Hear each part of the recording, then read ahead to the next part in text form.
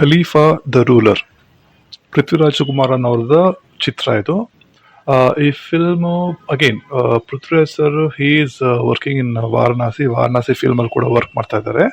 ಇದಕ್ಕಿಂತ ಒಂದು ಕೆಲವೇ ವಾರಗಳ ಹಿಂದೆ ಐ ನೋ ಬಡಿ ಅಂತ ಒಂದು ಫಿಲ್ಮ್ ಕೂಡ ರಿಲೀಸ್ ಆಗಿತ್ತು. ಇವಾಗ Khalifa the ruler again may be ಅವ್ರು ಯೋಚನೆ ಮಾಡಿರ್ಬೋದು ವಾರಣಾಸಿಗಿಂತ ಮುಂಚೆ ತಿಂಗಳು ಒಂದು ಫಿಲ್ಮ್ ತಂದ್ರು ತರ್ತೀನಿ ಅಂತ. ವಾಟ್ ಸೊ ಈ film is more related to gold smuggling, ದುಬೈಯಿಂದ ಇಂಡಿಯಾಗೆ ಗೋಲ್ಡ್ ಸ್ಮಗ್ಲಿಂಗ್ ಮಾಡೋದು, ಪ್ಲಸ್ ಒಂದು ರಿವೆಂಜ್ ಸ್ಟೋರಿ ಆಂಗಲ್ ಕೂಡ ಇದೆ ಫಿಲ್ಮ್ ಅಲ್ಲಿ. ಸೊ ಫಿಲ್ಮ್ ನೋಡಬೇಕು ಅಂದ್ರೆ ಸೂಪರ್ ಸ್ಟೈಲಿಶ್ ಆಗಿ ಮಾಡಿದ್ದಾರೆ ಫಿಲ್ಮ್ನ. ಪ್ರೊಡಕ್ಷನ್ ವ್ಯಾಲ್ಯೂಸ್ ಎಲ್ಲ ಸೂಪರ್ ಆಗಿದೆ, ಚೆನ್ನಾಗಿದೆ.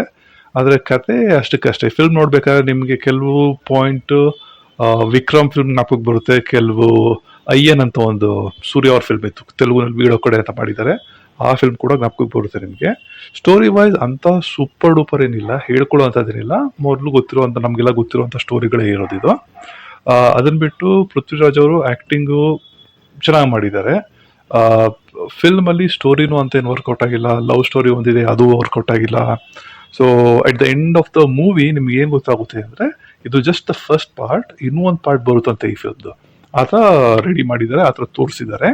ಸೊ ಓವರ್ ಆಲ್ ಫಿಲ್ಮ್ ನನಗೆ ಏನು ಅನಿಸ್ತು ಅಂದರೆ ಸ್ಟೈಲಿಶ್ ಆಗಿ ಎಲ್ಲ ಚೆನ್ನಾಗಿದೆ, ದೊಡ್ಡ ಬೇರೆ ಬೇರೆ ಕಂಟ್ರಿ ವಿಜುವಲ್ ಗ್ರ್ಯಾಂಡ್ ಸ್ಕೇಲಲ್ಲಿ ಮಾಡಿದ್ದಾರೆ, ಆ್ಯಕ್ಷನ್ಸ್ ಸೀಕ್ವೆನ್ಸ್ ಎಲ್ಲ ಸೂಪರ್ ಆಗಿ ಮಾಡಿದ್ದಾರೆ.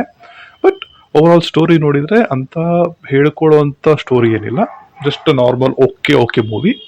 ಸೊ ಇಷ್ಟಾದರೂ ನೀವು ಈ ಫಿಲ್ಮ್ನ ನೋಡಬೇಕು ಅಂತ ಅನ್ಸಿದ್ರೆ ಈಗಲೇ ಆನ್ಲೈನಲ್ಲಿ ಟಿಕೆಟ್ ಬುಕ್ ಮಾಡಿಕೊಂಡು ಹೋಗಿ ನೋಡ್ಬನ್ನಿ.